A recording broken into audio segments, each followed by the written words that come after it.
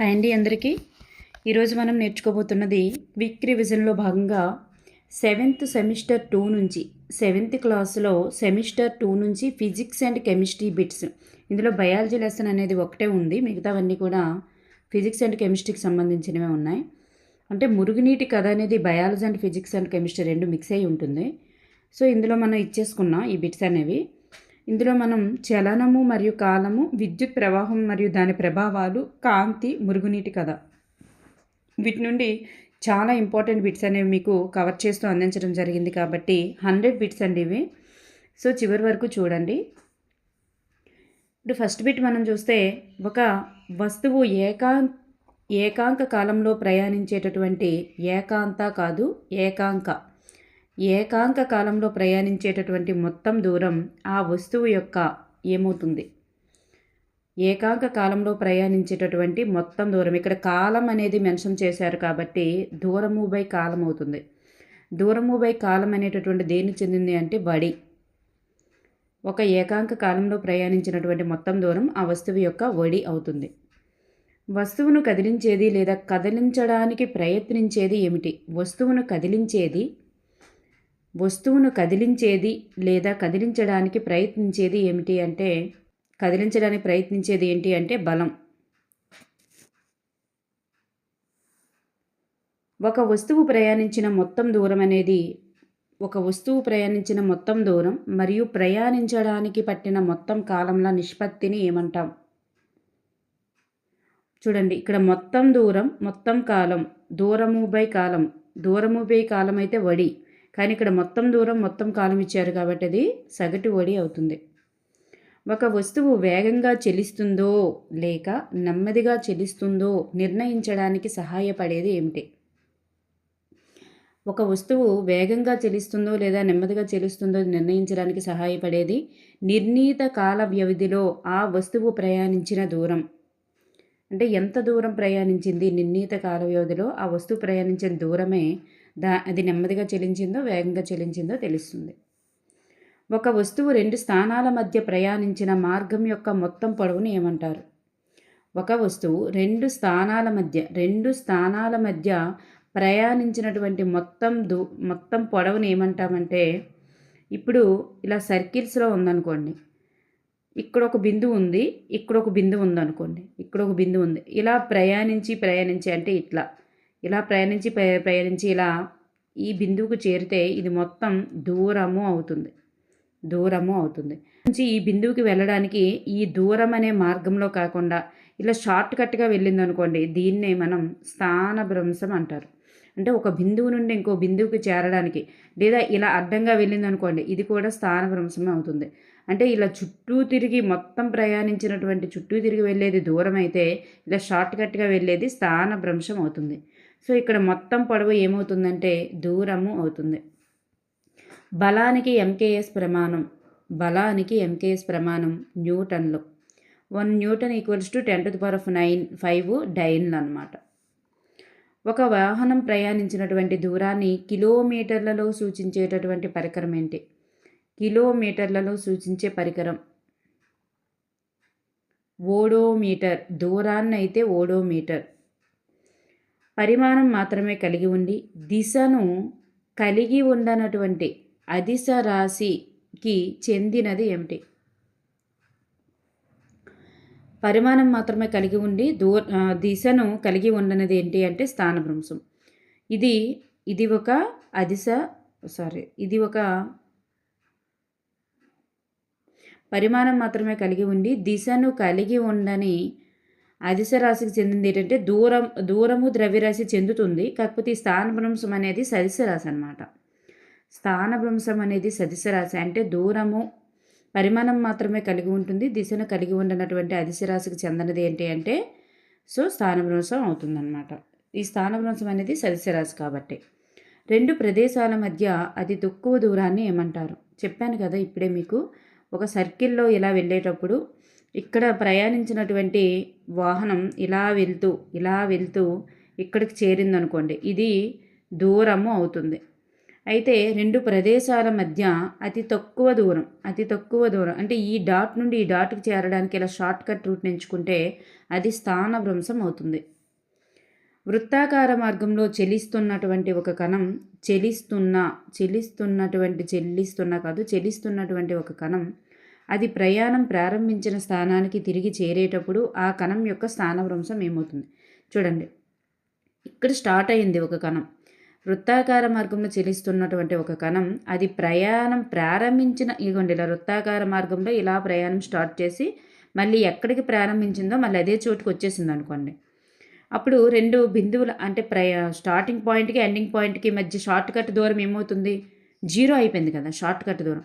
మొత్తం దూరం అయితే వృత్తం యొక్క చుట్టుకొలత అవుతుంది. కానీ షార్ట్ కట్ దూరం స్థానభ్రంశమే కదా మనకి షార్ట్ కట్ దూరం. స్థానభ్రంశం ఏమైపోయింది? 0 అయిపోద్ది. అదేవిధంగా ఇంకో క్వశ్చన్ ఏంటంటే, ఒక మనిషి వృత్తాకార మార్గంలో చుట్టూ తిరుగుతూ 40 నిమిషాలలో 20 భ్రమణాలు చేశాడు. ఎన్ని భ్రమణాలు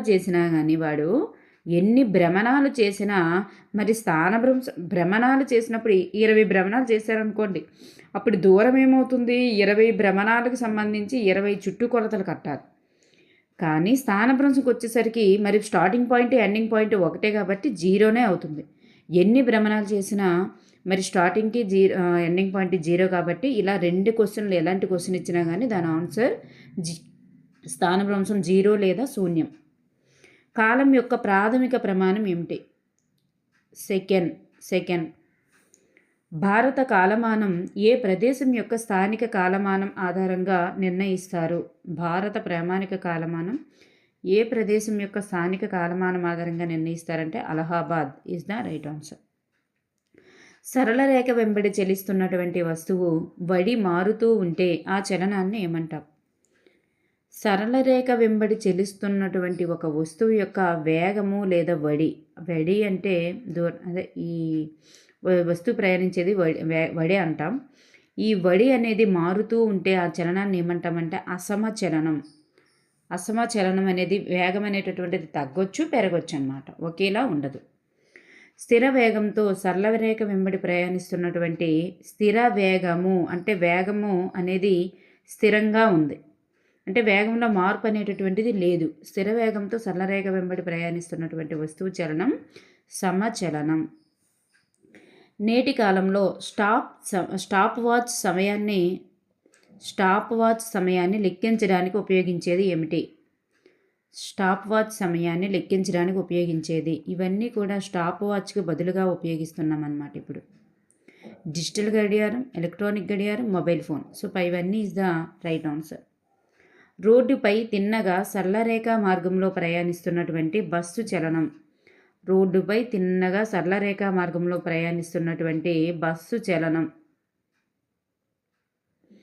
ఏమవుతుంది అంటే సరళ రేఖీయ చలనం. రంగుల రాట్నం యొక్క చలనం. రంగుల రాట్నం ఉంటుంది కదా, ఇలా సరళరేఖ వృత్తాకార మార్గంలో తిరుగుతుంది. ఈ రంగుల రాట్నం యొక్క చలనం భ్రమణ చలనం. ఇలా కర్ర తిరిగేటటువంటి వాటిని వృత్తాకార చలనం అంటారు, కానీ పూర్తి సర్కిల్ తిరిగే వాటిని భ్రమణ చలనం అంటారు. పూర్తి సర్కిల్ తిరిగితే దాన్ని భ్రమణ చలనం. వక్రరేఖీయ లేదా వృత్తాకార చలనం అనేటటువంటివి ఇలా ఆఫ్ అనేటటువంటివి తిరుగుతాయి, కొంచెం వక్రంగా తిరుగుతాయి. క్రింది వానిలో ఆవర్తన చలనం లేదా కంపన చలనం ఏంటి? ఆవర్తన చలనం లేదా కంపన చలనం అంటే డోలనా చలనం. క్రింది వానిలో సరి అయినది ఏది? గోడ గడియారంలోని నిమిషాల ముళ్ళు చలనం సమచలనం, అంటే అది ఎప్పుడూ కూడా సమవేగంతోనే తిరుగుతుంది. ఓకే. సీతాకోక చలనం అసమచలనం. ఎస్. కుట్టు యంత్రపు సూది చలనం ఇలా పైకి కిందికి వెళ్తుంది. ఇలా పక్కకి ముందుకి వెనక్కి వచ్చిన అలాగే పైకి కిందికి వెళ్ళినా కానీ వాటిని ఏమంటాం? ఆవర్తన చలనం లేదా కంపన చలనం లేదా డోలయమాన చలనం అని అంటాం. సో ఇక్కడ పైవన్నీ కూడా సరి అయినది. ఓడోమీటర్ రీడింగు వాహనం ప్రయాణించిన దూరాన్ని క్రింది విధంగా తెలియజేస్తుంది. ఓడోమీటర్ అనేటటువంటిది రీడింగ్ అనేది వాహనం ప్రయాణించిన దూరాన్ని ఏ విధంగా తెలియజేస్తుంది అంటే కిలోమీటర్లలో తెలియజేస్తుంది. స్పీడోమీటర్ అనేది వేగాన్ని కొలిచేది, దూరాన్ని కొలిచేది ఓడోమీటర్. ఒక నిర్దిష్ట కాలంలో స్పీడోమీటర్ ద్వారా కనుగొన్నటువంటి వాహన వడిని ఏమంటారు? ఒక నిర్దిష్ట కాలంలో స్పీడోమీటర్ ద్వారా కనుగొన్నటువంటి వాహన వడిని తక్షణ వడి అంటారు. తక్షణ వడి. క్రింది వానిలో సరి అయినది ఏది? క్రింది వానిలో సరి అయినది ఏది? లఘులోలకం యొక్క చలనం ఆవర్తన చలనం. లఘులోలకంలోని లోహపు గోళాన్ని లోలకం యొక్క బాబ్ అని అంటాం. ముందుకు వెనుకకు కదిలేటటువంటి లోలకం యొక్క చలనాన్ని డోలయమాన చలనం అంటారు. సో పైవన్నీ కూడా సరి అయినవి. ఒకటి లేదా అంతకంటే ఎక్కువ ఘటాలు ఉన్నటువంటి విద్యుత్ వలయాలను కలిగి ఉన్న గడియారాలు ఏమిటి? ఒకటి లేదా అంతకంటే ఎక్కువ ఘటాలు ఉన్నటువంటి విద్యుత్ వలయాలను కలిగి ఉన్న గడియారాలు ఏమిటి? లేదా దీనినే ఇంకో క్వశ్చన్లో అడగొచ్చు. ఏంటి? పూర్వకాలంలో ఖచ్చితమైనటువంటి సమయాన్ని తెలియజేసేవి ఏమిటి? ఈ రెండింటికి ఆన్సర్ ఒకటే, క్వార్జ్ గడియారాలు. ప్రపంచంలోనే అత్యంత ఖచ్చితమైనటువంటి గడియారాన్ని అభివృద్ధి చేసిన national institute of stands and technology సంస్థ ఏ దేశానికి చెందినది? యుఎస్ఏకు చెందినది. క్రింది వానిలో సరి అయినది ఏది? సెకనులో 1 మిలియన్ వంతు మైక్రోసెకండ్. సెకనులో 1 బిలియన్ వంతు నానో సెకండ్. దూరము ఈక్వల్స్ టు వడి ఇంటూ కాలం. సో ఇక్కడ మనకు అన్నీ కూడా సరిగ్గానే ఉన్నాయి. 1 మిలియన్ వంతు అయితే మైక్రోసెకండ్, బిలియన్ వంతు అయితే నానో సెకండ్. సో ఇక్కడ option 4 is the right answer. చర్య ప్రతిచర్య సూత్రంపై ఆధారపడి పనిచేసేది ఏమిటి? చర్య ప్రతిచర్య సూత్రంపై ఆధారపడి పనిచేసేవి రాకెట్స్. ఇస్రో అన్న భారతీయ అంతరిక్ష పరిశోధన సంస్థ అన్న ఒకటే. ఏ సంవత్సరంలో ఏర్పడింది? 1969. లోలకం యొక్క డోలనవర్తన కాలం స్థిరంగా ఉంటుందని కనుగొన్నవారు ఎవరు? Option A is the right answer, Galileo. గడియారంలో పొడవు గల నిమిషాల ముళ్ళు యొక్క ఒక కణ అనేది గంటలో ప్రయాణించిన దూరం ఎంత? చూడండి, నిమిషాల ముళ్ళు 12 దగ్గర స్టార్ట్ అవుతుంది. గంట అనేసరికి ఎంత తిరుగుతుంది? మళ్ళీ 12 దగ్గరికి వస్తుంది. సో ఒక గంటలో ప్రయాణించిన దూరం ఎంత అంటే 2πr. అంత మొత్తం కదా, వృత్తం చుట్టుకొలత అవుతుంది 2πr. వస్తువుల చలనాలకు సంబంధించి క్రింది వానిలో సరికానిది ఏది? వస్తువుల యొక్క చలనాలకు సంబంధించి క్రింది వానిలో సరికానిది ఏది? భ్రమణ చలనాలన్నీ వృత్తాకార చలనాలు కానవసరం లేదు. ఓకే, సరి అయినదే. కంపన చలనాలన్నీ ఆవర్తన చలనాలన్నీ కంపన చలనాలే. మరి వృత్తాకార చలనాలన్నీ భ్రమణ చలనాలు అవుతాయా అంటే కాదు.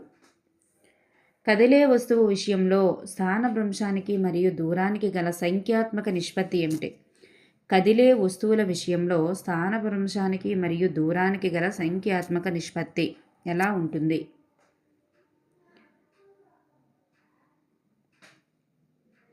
ఒకటి లేదా ఒకటి కంటే తక్కువగా ఉంటుంది. నెక్స్ట్ వన్, ఒక కణం 6 వ్యాసార్థం గల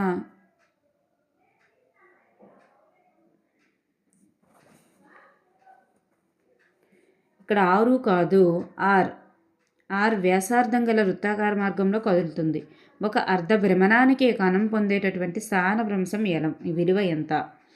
చూడండి, ఒక కణం R వ్యాసార్థం గల వృత్తాకార మార్గంలో కదులుతుంది. అయితే ఇక్కడ నుంచి ఒక అర్ధ భ్రమణం పొందిందనుకోండి. ఇలా అర్ధ భ్రమణం పొందింది, R వ్యాసార్థం కదా. సో R వ్యాసార్థము అంటే ఇదొక R అవుతుంది.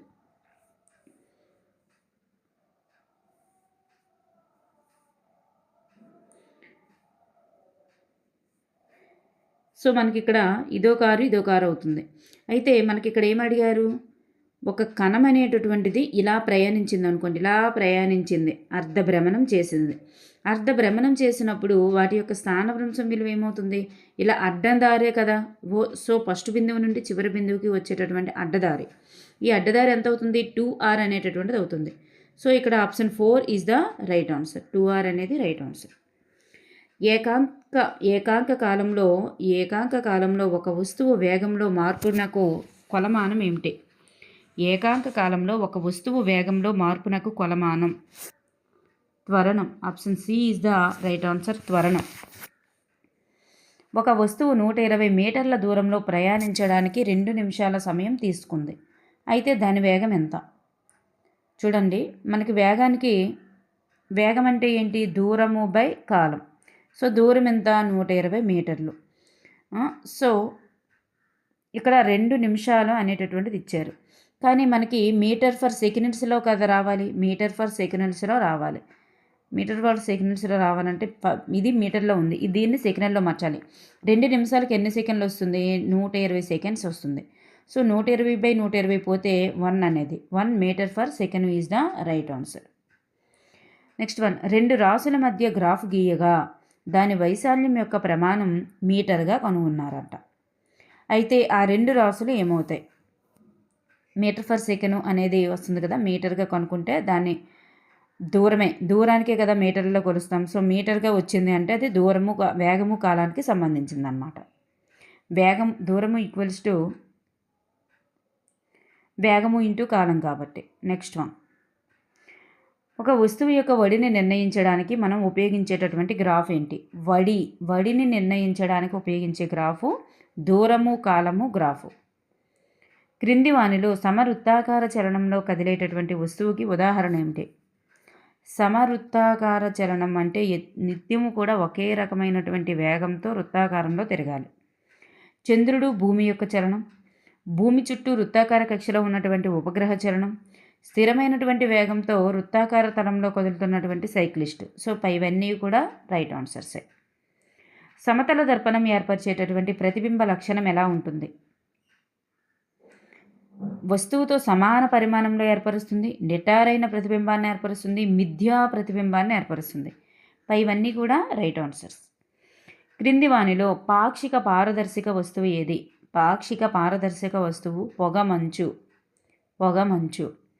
వాహనాలలో రియర్ వ్యూ మిర్రర్గా వాడునది ఏమిటి? కుంభాకార దర్పణాన్ని రియర్ వ్యూ మిర్రర్గా వాడతాం. రియర్ వ్యూ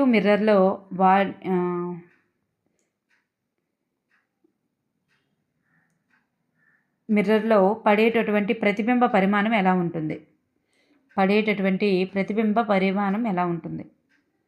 వస్తువు పరిమాణం కంటే చిన్నదిగా పడుతుంది. మనకి వాహనాలకి సైడ్ మిర్రర్స్ పెట్టుకుంటాం కదా హ్యాండిల్స్ దగ్గర. ఈ సైడ్ మిర్రర్స్లో వాహనం ఎంత ఉందో అంత పిక్చర్ అనేది ఇక్కడ పడదు కదా. సో చిన్నది అనేటటువంటిది పడుతుంది. సో ఇదే అనమాట, వస్తువు పరిమాణం కంటే చిన్నదిగా చూపిస్తుంది. క్రింది వానిలో సరి అయినది ఏది? పుటాకార దర్పణం లేదా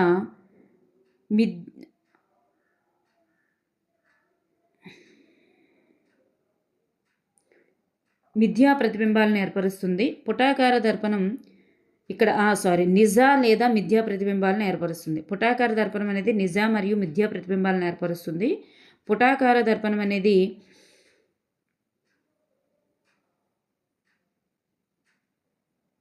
చిన్న మరియు పెద్ద ప్రతిబింబాలను ఏర్పరుస్తుంది. ఇది ఒకసారి పక్కన పెడదాం, ఎందుకంటే మనకి ఇక్కడ స్పష్టంగా ఇవ్వలేదు. చూడండి, ఈఎన్టీ డాక్టర్లు మాత్రం పుటాకార దర్పణాలనే ఉపయోగిస్తారు. ఈఎన్టీ డాక్టర్లు పుటాకార దర్పణాలను ఉపయోగిస్తారు. ఇక్కడ పైవన్నీ సరి అయింది రావాలి, రాంగ్ వచ్చింది. Next one. క్రింది వానిలో సరికాని జత ఏది? కార్ హెడ్లైటులో పరావర్తకాలు పుటాకారంగా ఉంటాయి. సైకిల్ బెల్ యొక్క పరావర్తక తలాలు కుంభాకారంగా ఉంటాయి. క్షౌరశాలలో ఉండేటటువంటి దర్పణాలు సమతలంగా ఉంటాయి. ఇవన్నీ కూడా మనకి రైట్ ఆన్సర్సే అన్నమాట. స్పూన్ యొక్క లోపల భాగం అనేటటువంటిది కుంభాకార దర్పణంలో పనిచేస్తుంది అనేది రాంగు, పుటాకార దర్పణంలో పనిచేస్తుంది కాబట్టి. Next one. క్రింది వానిలో సరి అయినది ఏది? ఇక్కడ దంత వైద్యులు రోగి యొక్క దంతాలను పెద్దదిగా చూచుటకు పుటాకార దర్పణాలను ఉపయోగిస్తారు. భూతద్దం అనేటటువంటిది ఒక కుంభాకార దర్పణం కాదు, కటకం. కటకాలు పారదర్శకంగా ఉండి వాటి గుండా కాంతిని ప్రవేశింపజేస్తాయి. సో ఇక్కడ మనకి పైవన్నీ కూడా సరి అయినవి. క్రింది వానిలో సరి అయినది ఏది? మధ్యలో మందంగా ఉండి అంచుల వద్ద పలుచగా ఉండేవి కుంభాకార కటకాలు. మధ్యలో పలుచగా ఉండి అంచుల వద్ద మందంగా ఉండేవి పుటాకార కటకాలు. కటకాలను కళ్ళద్దాలలో, సూక్ష్మదర్శినిలో, దూరదర్శనంలో విరివిరిగా ఉపయోగిస్తారు. సో ఇక్కడ మనకి పైవన్నీ కూడా రైట్ ఆన్సర్సే. అర్థమైందండి? మధ్యలో మందంగా ఉండి ఇలా ఉండేవి కుంభాకార దర్పణాలు. నెక్స్ట్ ఇలా ఉండేవి పుటాకార దర్పణాలు. ఇవన్నీ కూడా కటకాలనే ఉపయోగిస్తారు. Okay, next one. క్రింది వానిలో సరి అయినది ఏది? దర్పణాల వల్ల ఏర్పడేటటువంటి ప్రతిబింబ స్వభావం వస్తువు యొక్క దూరం పైన ఆధారపడుతుంది. అంతే కదా? కటకాల వల్ల ఏర్పడేటటువంటి ప్రతిబింబం వస్తువుకు రెండవ వైపు ఏర్పడుతుంది. సూర్యుడి నుండి వెలువడేటటువంటి తెల్లని కాంతి 7 రంగుల మిశ్రమం. సో ఇక్కడ మనకి పైవన్నీ కూడా సరి అయినవే. 7 రంగులను కలిగి కాంతి సమక్షంలో తిప్పినప్పుడు రంగులన్నీ ఒకదానితో ఒకటి కలిసిపోయి తెలుపు రంగులో కనిపించేటటువంటి చక్రాన్ని ఏమంటాం? Option A is the right answer. Newton చక్రం అని అంటాం దాన్నే. అద్దం లేదా సమతల దర్పణంలో కుడి ఎడమలు తారుమారు అగుటాన్ని ఏమంటారు? అద్దం లేదా సమతల దర్పణంలో కుడి ఎడమలు తారుమారు అగుటాన్ని ఏమంటారు? పార్శ్వ విలోమం. కాంతి పరావర్తన సూత్రంపై ఆధారపడి పనిచేసేది ఏమిటి? కాంతి యొక్క పరావర్తన సూత్రంపై ఆధారపడి పనిచేసేది పెరిస్కోప్.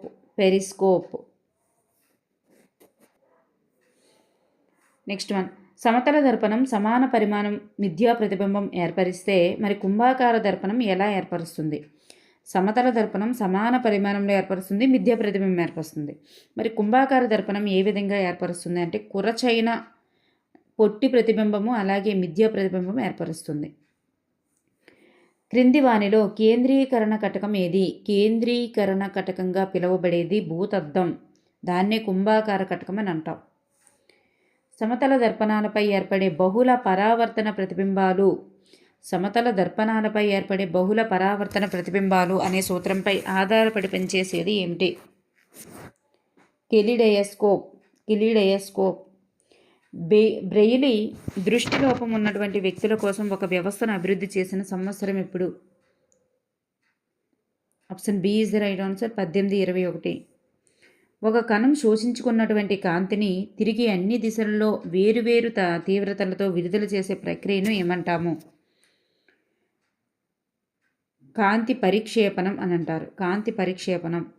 ఒక ద్వికుంభాకార కటకంలో వస్తువు దూరం ప్రతిబింబ దూరానికి సమానమైతే కటకనాభ్యంతరం విలువ ఎంత? U/2. Option A is the right answer. హ్రస్వ దృష్టికి సంబంధించి సరికాని దాన్ని గుర్తించండి. క్రింది వానిలో సరికానిది. హ్రస్వ దృష్టి అంటే దగ్గరగా ఉన్నదాన్ని దాన్ని చూడగలుగుతారు, దూరంగా ఉన్నదాన్ని చూడలేరు. గరిష్ట దూర బిందువు అలాగే పుటాకార కటకాన్ని ప్రిఫర్ చేస్తారనమాట. సో ఇక్కడ కనిష్ట దూర బిందువు అనేది సరికాదు, దీనికి చెందదు. సమబాహు పట్టకంలో కనిష్ట విచరణ కోణం 40 degrees అయితే పతన కోణం విలువ ఎంత? 100 degrees.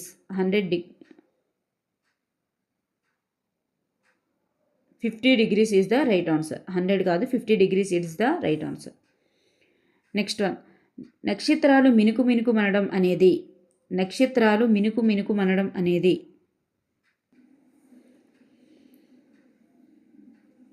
ఇది ఒక వాతావరణం యొక్క వక్రీభవనం. విద్యుత్ ఇస్త్రీ పెట్టెలోని ఎలిమెంట్ సాధారణంగా ఏ పదార్థంతో తయారు చేస్తారు? సాధారణంగా ఏ పదార్థంతో తయారు చేస్తారు? నిక్రోమ్. విద్యుత్ వలయాలను ఉపయోగించి ఫ్యూజ్ వైర్లను సాధారణంగా ఏ పదార్థంతో తయారు చేస్తారు? విద్యుత్ వలయాలలో ఉపయోగించే ఫ్యూజ్ వైర్లను సాధారణంగా ఏ పదార్థంతో తయారు చేస్తారు? సీసము ప్లస్ తగరము.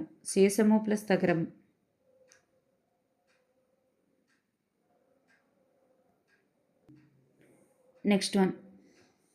విద్యుత్ వలయాన్ని మూయడానికి మరియు తెరవడానికి ఉపయోగించే పరికరం ఏంటి? మూయడానికి తెరవడానికి ఉపయోగించే పరికరం స్విచ్. విద్యుత్ బల్బులో వెలిగేటటువంటి భాగాన్ని ఏమంటారు? ఫిలమెంట్. తీగ ద్వారా విద్యుత్ ప్రవహించినప్పుడు తీగ వేడెక్కుటకు కారణం ఏంటి? ఎందుకు వేడెక్కుతుంది? విద్యుత్ ప్రవాహం వల్ల కలిగేటటువంటి ఉష్ణ ఫలితం వలనే వేడెక్కుతుంది. విద్యుత్ పొయ్యి దేనిపై ఆధారపడి పనిచేస్తుంది? విద్యుత్ పొయ్యి కూడా విద్యుత్ వల్ల కలిగే ఉష్ణ ఫలితం వలనే పనిచేస్తుంది. విద్యుత్ పొయ్యిలో ఉండేటటువంటి తీగ చుట్లను ఏమంటారు?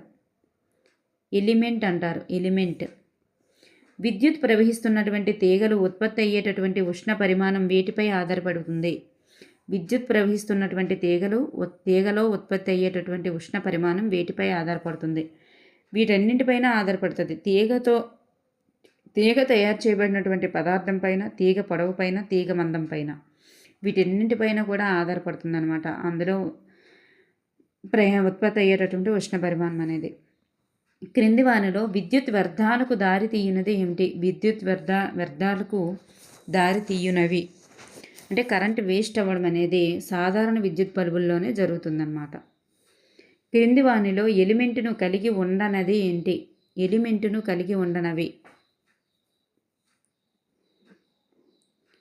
ఈ ఇమ్మర్షన్ హీటర్ అనేటటువంటిది ఎలిమెంట్ను కలిగి ఉండదు. ఈ గీజర్ ఎలిమెంట్ను కలిగి ఉంటుంది, విద్యుత్ కెటిల్ కూడా కలిగి ఉంటుంది, హెయిర్ డ్రైయర్ కూడా కలిగి ఉంటుంది.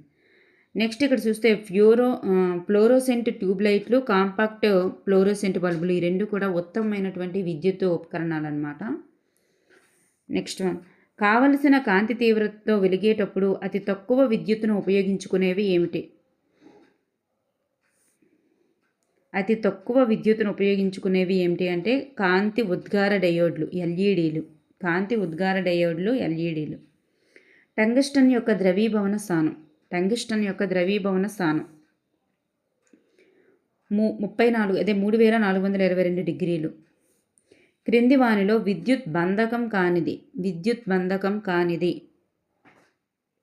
ఈ వెండి అనేది విద్యుత్ బంధకం కాదు. వజ్రం విద్యుత్ బంధకాన్ని గుర్తుపెట్టుకోండి. వజ్రం విద్యుత్ బంధకం, రబ్బరు, గాజు, నీరు ఇవన్నీ విద్యుత్ బంధకాలే. సిలికాన్ జెర్మేనియం అనునవి అర్ధవాహకాలు. అల్యూమినియం, నియోబియం, మెగ్నీషియం అనునవి అతివాహకాలు. ఏంటి ఇవంటే అతివాహకాలు. అతివాహకత్వాన్ని కనుగొన్నవారు ఎవరు? కామర్లింగ్ ఓన్స్ అతివాహకత్వాన్ని కనుగొన్నారు.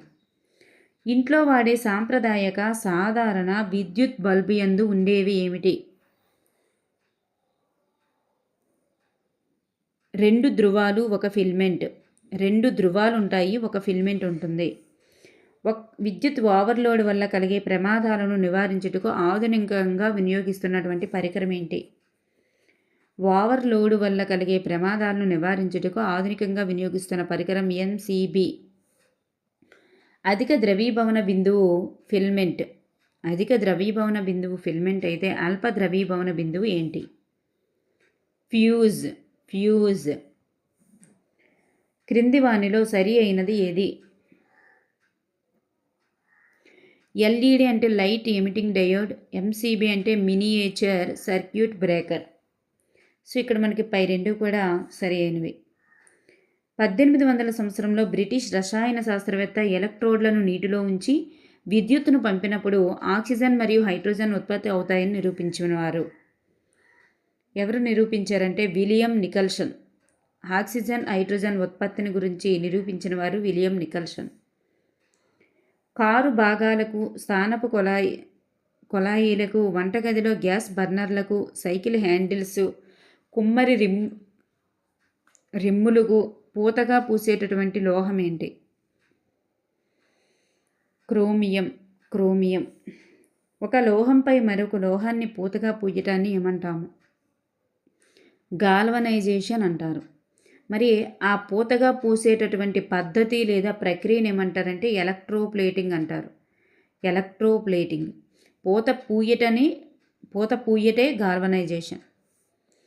నెక్స్ట్ వన్, ఎలక్ట్రోప్లేటింగ్ అన్నది విద్యుత్ యొక్క ఏ అనువర్తనానికి చెందుతుంది? అంటే ఎలక్ట్రోప్లేటింగ్ పద్ధతి ద్వారా గాల్వనైజేషన్ చేస్తారనమాట. ఎలక్ట్రోప్లేటింగ్ అన్నది విద్యుత్ యొక్క ఏ అనువర్తనానికి చెందును?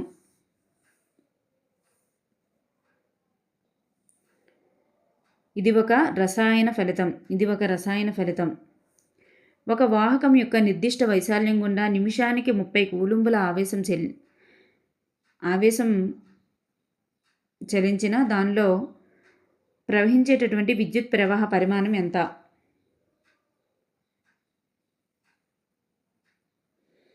చలించిన. సో ఇక్కడ ఆన్సర్ 1/30 ఆంపియర్స్. విద్యుత్ ప్రవాహాన్ని ఆంపియర్లో కొలుస్తాం, ఆంపియర్స్. పొటెన్షియల్ భేదాన్ని కొలిచేటటువంటి పరికరం ఏంటి? పొటెన్షియల్ భేదాన్ని కొలిచే పరికరం వోల్ట్ మీటర్. భేదాన్ని ఒక వాహక నిరోధం పనిచేసేటటువంటి అంశం. ఒక వాహకం యొక్క నిరోధం పనిచేసే అంశం దాని పొడవుపై, దాని మధ్యఛేద వైశాల్యంపై, దాని పదార్థ స్వభావంపై, ఈ మూడింటిపైన ఆధారపడి పనిచేస్తుంది. ఒక వాహకం యొక్క నిరోధం అనేది దేనిపై ఆధారపడి పనిచేస్తుందంటే పొడవు పైన, మధ్యఛేద వైశాల్యం పైన, పదార్థం యొక్క స్వభావం పైన, వీటన్నింటిపైన ఆధారపడి పనిచేస్తుంది.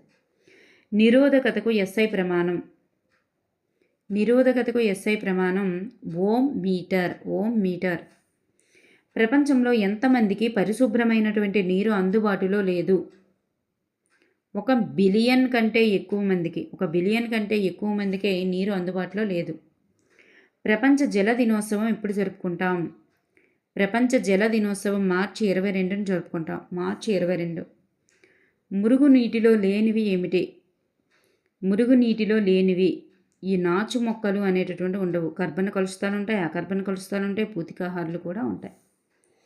మురుగులో ఉండేటటువంటి అకర్బన మలినాలు కానిది ఏమిటి?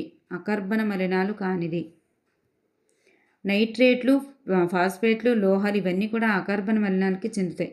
ఈ మెగ్నీషియం అనేటటువంటిది కాదు. మురుగునీటి చెరువుల వెంబడి ఏ చెట్లను పెంచాలి? మురుగునీటి చెరువుల వెంబడి యూకలిప్టస్ చెట్లను పెంచాలి. యూకలిప్టస్. సాల్మనెల్లా పారాటైఫీ అనేటటువంటి బ్యాక్టీరియా వల్ల కలిగే వ్యాధి టైఫాయిడ్. మురుగునీటి ద్వారా విరేచనాలను కలిగించేవి ఏమిటి? ప్రోటోజోవన్లు. మురుగునీటిలో ఉండేటటువంటి పోషకాలు ఏంటి? మురుగునీటిలో ఉండే పోషకాలు ఫాస్ఫరస్ మరియు నైట్రోజన్. జీవం కోసం జలంపై కార్యాచరణకై అంతర్జాతీయ దశాబ్దంగా ప్రకటించిన దశాబ్ద కాలం. జీవం కోసం జలం అనేటటువంటి థీమ్తో కార్యాచరణకై అంతర్జాతీయ దశాబ్దంగా ప్రకటించిన దశాబ్ద కాలం 2005-10. మురుగునీటి శుద్ధి ప్రక్రియలో ట్యాంకు అడుగు భాగాన చేరినటువంటి మలం వంటి వాటిని ఘన పదార్థాలను తొలగించే పరికరం ఏంటి? స్కాపర్. మానవత్వం మరియు జ్ఞానోదయమైనటువంటి పనులు చేయడానికి ఎవరి కోసం ఎదురు చూడాల్సిన అవసరం లేదని అనిన వారు ఎవరు? ఎవరి కోసం కూడా ఎదురు చూడాల్సిన అవసరం లేదు. మానవత్వం మరియు జ్ఞానోదయమైన పనులు చేయడానికి కోసం ఎవరి కోసం ఎదురు చూడాల్సిన అవసరం లేదా అనిన వారు గాంధీజీ. భారత ప్రభుత్వం ఏ సంవత్సరంలో స్వచ్ఛ భారత్ అనే ఉద్యమాన్ని ప్రారంభించింది?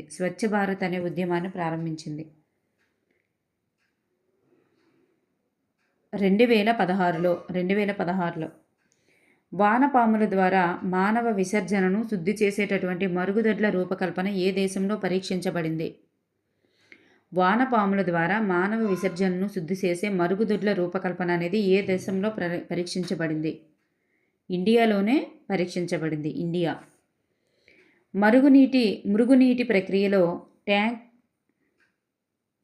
మురుగునీటి ప్రక్రియలో ట్యాంకు అడుగు భాగాన చేరిన బురదను ఏమంటారు? ద్రవరూప స్లడ్జ్ అంటారు. ఓకేనండి. Thank you everyone.